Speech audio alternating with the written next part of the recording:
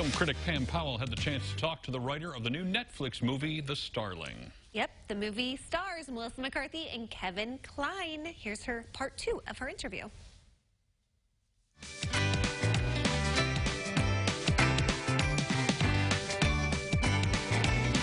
First, I want to talk about the fact that you used the starling. Tell me, why did you pick the starling as opposed to maybe a blackbird or a cow barn bird? Well, mockingbird had been taken.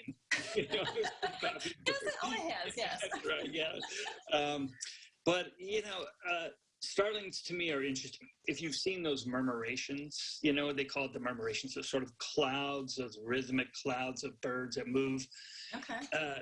That's a starling. They're genius birds, right? They are mimics, and I did find that story about Mozart, which is in the film. It's true, Right. And so when I started reading more and more about them and their sort of natural aggression and territorialism, I thought that would make it interesting sort of representation. But like I was saying earlier, I'm sort of interested in the world's sort of natural indifference of nature and the universe, if you will, to human suffering, and how we as human beings try to make sense of that suffering sometimes.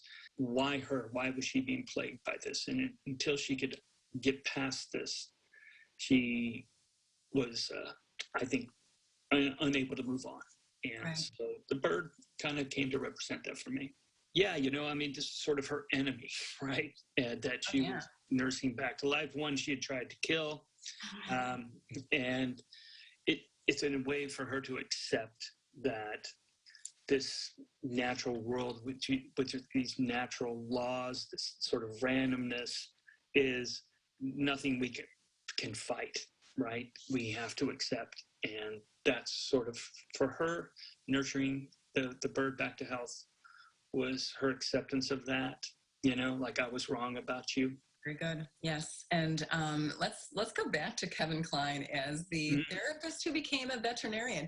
Right. I mean, that was just brilliant to be able to come up with that type of circle and how he ends up. I love that. Tell me about coming up with that character. Crazy. There's a story here. I twisted my ankle in college and I had to get surgery, right? And so I had to get a cast off, and 6 weeks later, I went back to the surgeon, and I was waiting in the room. You know how they have the diplomas on the wall, and there's a board-certified orthopedic medicine from the University of Texas, I think it was. And then right next to it was a School of Veterinary Medicine from University of Illinois. Oh. Yes. And I was like, what? And so he came into the room to take my cast off. I'm like, hang on a second, are you a veterinarian? And he kind of looks at the wall and he goes, well, I used to be.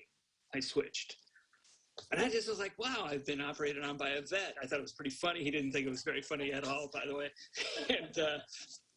But it was always stuck in my head, and then I met some people later in life who just kind of switched careers. And then I did work in the field of mental health for a while, going through college. It turned out to be a great night job, believe it or not, working in a psychiatric hospital. But at the same time, you're around it and you get to understand mental health and the toll it can take on the people who work in mental health. I think it starts off with a great deal of empathy for people who enter into this field, generally want to help people. But, it's not like any other type of health care.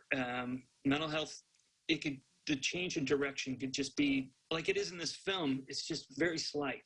For me, the idea that somebody would change careers like that, it seems very real, I've seen people who couldn't give any more of themselves. And that's kind of the danger, I think, when you work in the psychiatric field. You have to be careful not to give too much of yourself.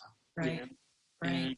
And I think you can see by his sort of kindness and compassion that he brings to the job as a vet, remains that outlet for that sort of bottomless empathy that he seems to have. But he's now in a place in his life where he's cautious of giving too much of himself.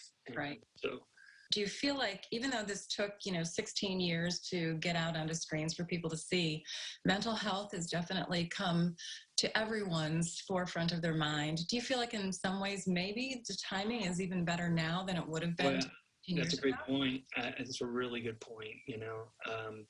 It really has, hasn't it? We're openly talking about, but I think you're right. Maybe it is the right time. Very good. Matt Harris, thank you so much for sharing all your insights about The Starling, which is showing beginning on Netflix on September 24th. Thank you so much. Great to talk with you. Thank you so much. Thank you, Pamela. Appreciate it.